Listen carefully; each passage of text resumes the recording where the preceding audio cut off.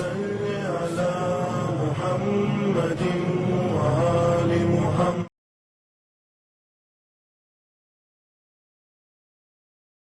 औज़ु बिल्लाहि मिनश शैतानिर रजीम। बिस्मिल्लाहिर रहमानिर रहीम।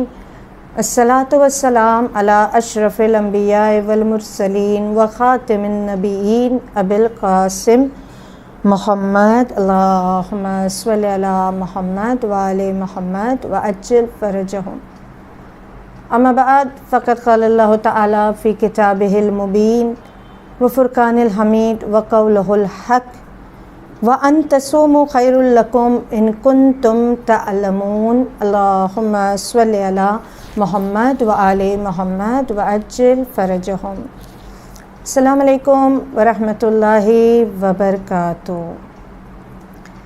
माह रमज़ानुल मुबारक की आमद है।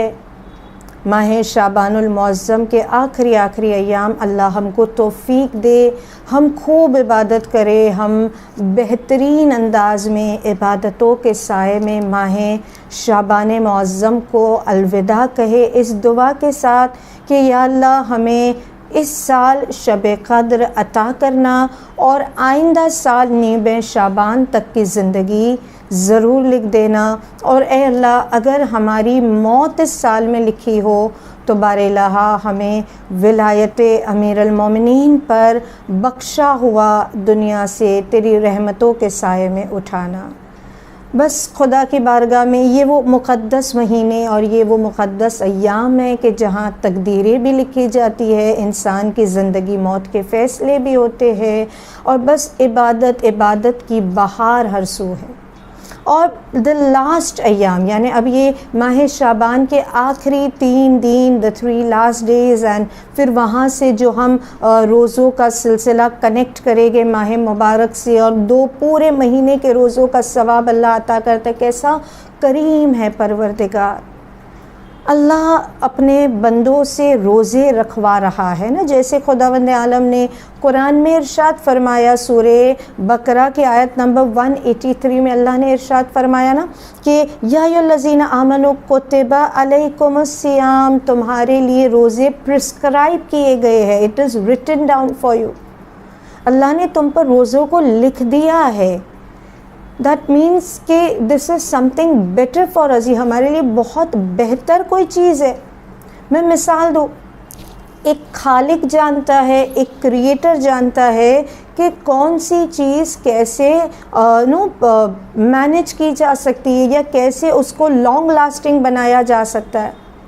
आप कोई कार ख़रीदो तो कार बनाने वाला या इंजीनियर आपको बताएगा कि इसको कैसे यूज़ करना है, कौन सा फ्यूल यूज़ करना है, इसके इंजन को लॉन्ग लास्टिंग कैसे बनाना है।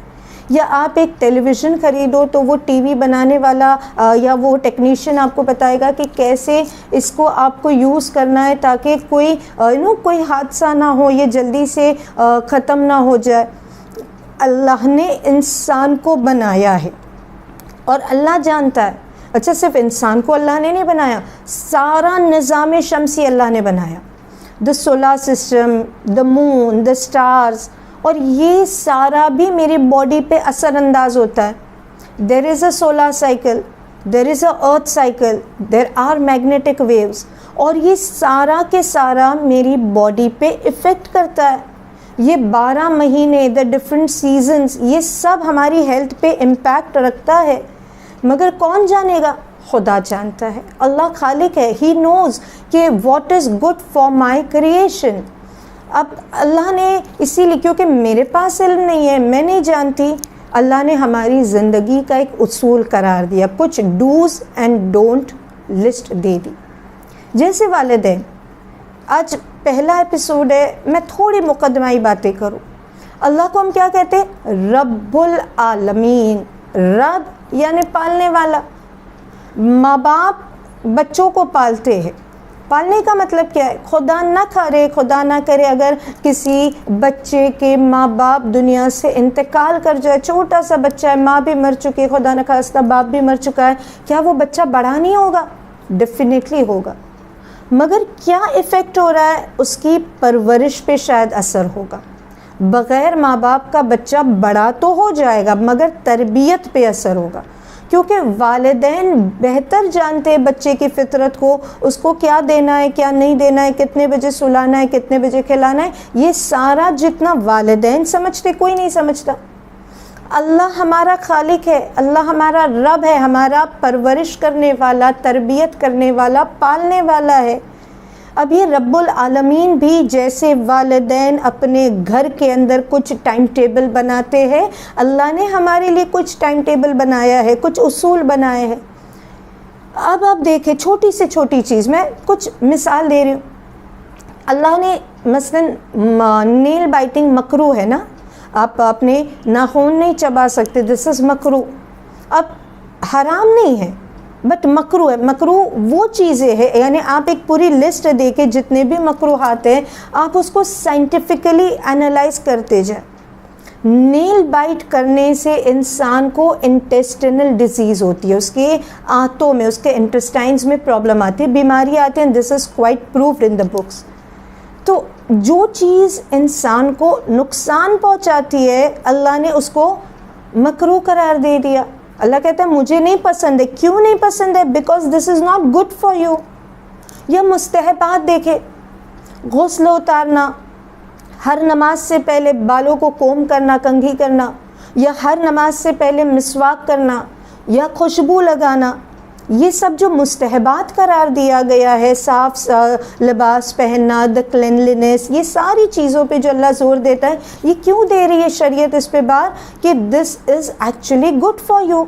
ये तुम्हारे हक़ में काफ़ी बेहतर है कि तुम बार बार अपने टीथ्स को क्लीन करो या अपने बालों में कंघी करो, या बालों में कंघी करने से आपका ब्लड सर्कुलेशन अच्छा होगा। ब्लड सर्कुलेशन होगा, आपकी मेमोरी अच्छी होगी, आपका कंसंट्रेशन पावर अच्छा होगा। So for each and every अहकाम जो अल्लाह ने हमको दिए हैं, there is some logic and reasoning behind it, जो शायद अभी आज हम नहीं समझ पाते because I don't have that knowledge. तो जब कोई मकरू या मुस्तहब को हम गौर करते हैं, या वो मेरे हक़ में बेहतर है या वो मुझे नुकसान पहुंचाता है।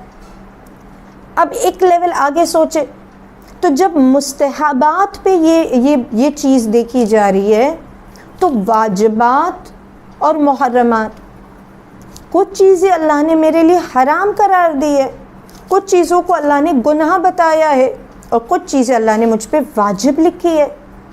Now why is it so? जब कोई चीज़ मुझे थोड़ा सा नुकसान पहुंचाती तो अल्लाह कहता है मकरू है, मत करना, आई डोंट लाइक इट। कोई चीज़ मुझे बहुत ज़्यादा नुकसान पहुंचा रही है on my physical and spiritual level both, Allah ने कहा ये हराम है, इसके करीब भी मत जाना।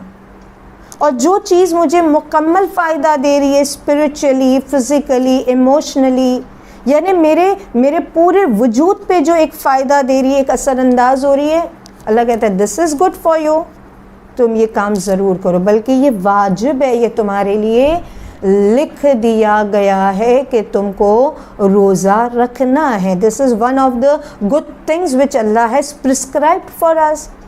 तो अब जब ये अमल मुझे करना है, ये काम मुझे करना है, तो इसी इंटेंशन के साथ कि रोज़ा रखना मेरे लिए बेहतर है क्योंकि मेरा खुदा चाहता है।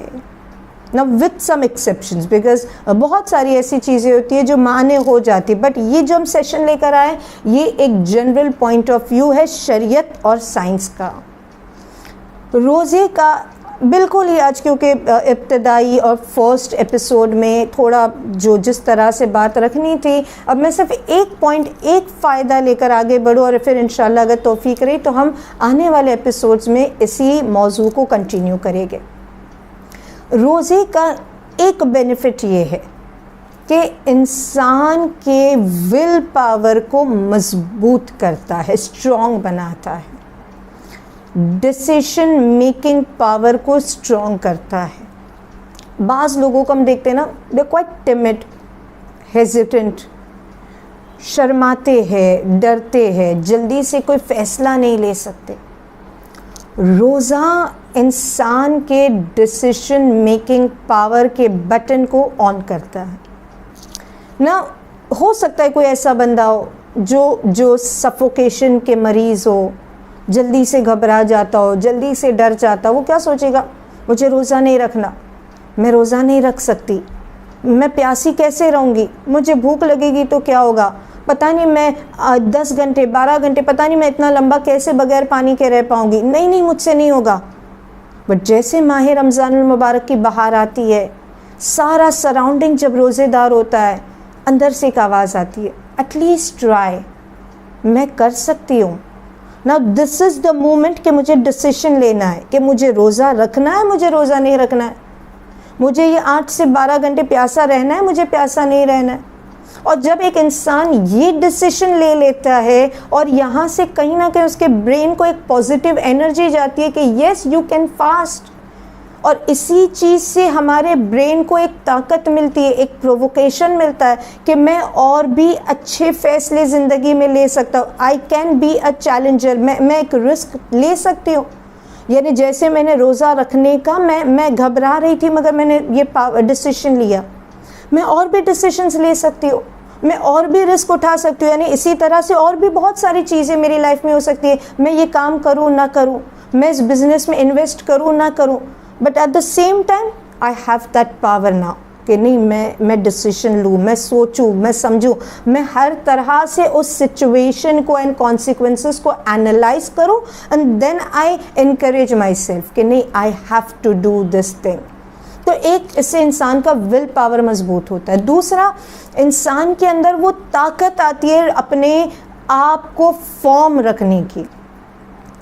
मिसाल के तौर पे ऐसे कभी ऐसा भी हो सकता है ना कि हम ये सोच रहे हैं कि like you make a new year resolution, या शब कद्र पे हम कोई रेजोल्यूशन लेते, मैं इस साल झूठ नहीं बोलूँगी, मैं ये पूरा साल नमाज शब पढ़ूँगी, मैं एक रेजोल्यूशन बनाती हूँ, मुझे ये करना है ये करना है। या फिर जो हमारे स्टूडेंट्स हैं, मैं इतने बजे उठूँगी, मुझे इतने आवर्स पढ़ाई करना है, इतने आवर्स खेलना है, ये मेरा ईटिंग टाइम है, ये मेरा मी टाइम है। तो मैंने एक पूरा टाइम टेबल बनाया, मगर उस टाइम टेबल पर या उस रेजोल्यूशन पर मैं कितने दिनों तक बाकी रह पाऊँगी, मैं कितना उस पर अमल कर पाऊँगी।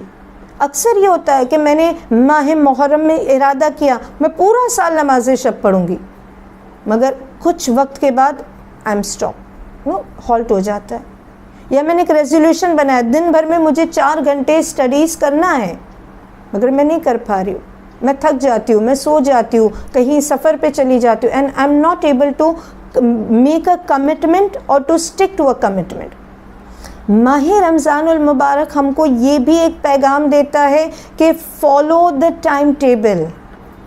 इतने बजे उठना है, इतने बजे सहरी करनी है, इतने बजे इफ्तार करना है, और इस तरह से एक ज़िंदगी मुनज़्ज़म करनी है, and you can do it. यानी जब मैं सोचती हूँ नहीं, मैंने इतने रेजोल्यूशंस किए, मैंने इतने टाइम टेबल बनाए, मैं किसी भी चीज़ पे फिक्स नहीं रहती हूँ, आज ये करती हूँ कल वो करती हूँ, माह रमज़ानुल मुबारक मुझे पॉजिटिव एनर्जी देता है, एक पैगाम देता है, yes you can do it, you can be firm enough. तुम अपने इरादों पे महकम रह सकते हो, तुम ये फैसले कर सकते हो कि अगर मुझे इतने आवर्स पढ़ना है तो पढ़ना है, अगर मुझे इतने आवर्स पानी नहीं पीना तो कैसे मैं पानी नहीं पीती हूँ, कैसे मैं इफ्तार के करीब, यानी अगर घर में कोई ना भी हो तब भी मैं अपने आप को रोक लेती हूँ, नहीं मुझे अजान के बाद ही पानी पीना है। उसी तरह से मैं अपने विल पावर को, अपने इरादों को मजबूत बनाऊँ कि अगर मैंने कोई फ़ैसला लिया है, I have to stick to it, मुझे यही टाइम टेबल फॉलो करना है, मुझे इसी रेजोल्यूशन पे बाकी रहना है। क्यों, मैं थोड़ी जहमत होगी, थोड़ा दर्द होगा, थोड़ा बर्दाश्त करना होगा, but I can do it. और अल्लाह की मदद अगर शामिल हाल हो जाए तो यहाँ पर हमको खुदावंद आलम से भी मदद तलब करनी है ना कि परवरदिगारा बस तू मेरी इमदाद कर दे, बस तू मेरी मदद कर दे मालिक, कि किस तरह से मैं अपने फ़ैसलों पे बाकी रहूँ, मैं अपने रूह को, अपने नफ्स को कवी करूँ, अपने इरादों को मजबूत करूँ, ताकि तेरी इबादत भी कर सकूँ, इल्म भी हासिल कर सकूँ, रोज़ा नमाज इबादत भी कर सकूँ।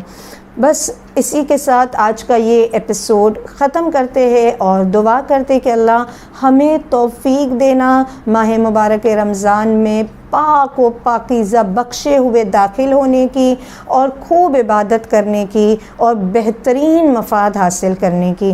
व आखिर दावाना अनिल हम्दुलिल्लाहि रब्बिल आलमीन। अल्लाहुम्मा सल्लि अला मुहम्मद व आले मुहम्मद व अज्जिल फरजहुम।